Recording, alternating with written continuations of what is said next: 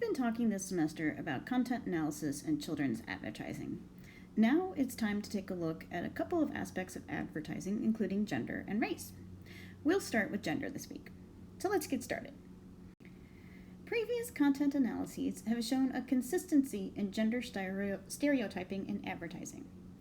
Advertising to children has been shown to feature approximately twice as many boys as girls, position boys in a more dominant, active roles than girls, and use male more frequently than female voiceovers. Moreover, commercial styles and formats have depicted women and girls as softer, weaker, and more passive by means of a less active pace, more fades and resolves, and softer background music than you find in boys' ads. Beverly Browne wanted to know if this trend continued in the mid-1990s. I'll let you read the details about the sampling and the coding, but let's get to the good stuff, the results. So what did she find? She found that the more things change, the more they stay the same. Commercials in children's shows contained more male figures than female figures. Female voiceovers were used in less than 16% of commercials, and primarily where girls, preschool children, or mothers were the target. Boys were more likely to demonstrate the product and or explain the product.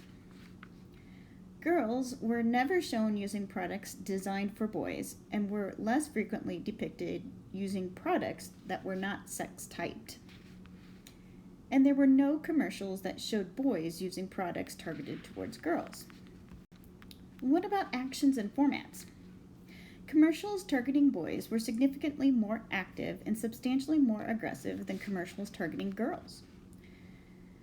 Girls were depicted as demonstrating more shyness, giggling, face covering, and head or eye aversion and snuggling than boys.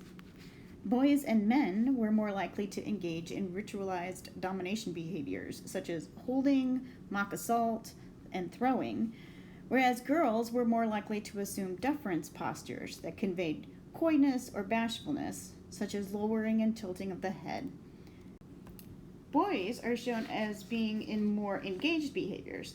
They're more likely to push, pull, or press buttons to engage mechanisms and manipulate or construct objects skillfully. Boys were portrayed as more effective, more able to work with things and make them work, and in ads featuring games of competition, they were more frequently depicted as winning than girls. Girls, on contrast, were more likely than boys to be shown caressing objects or touching them gently. These depictions raise concerns about the influence of the acquisition of gender stereotypes with children and the potential consequences of stereotyped behaviors. And it raises questions about marketing practices. Are these simply reflecting what girls and boys want or typically do? Do girls really want pink toys? Some would say yes, others would say no. And if so, what kinds of implications does this have for gender role development?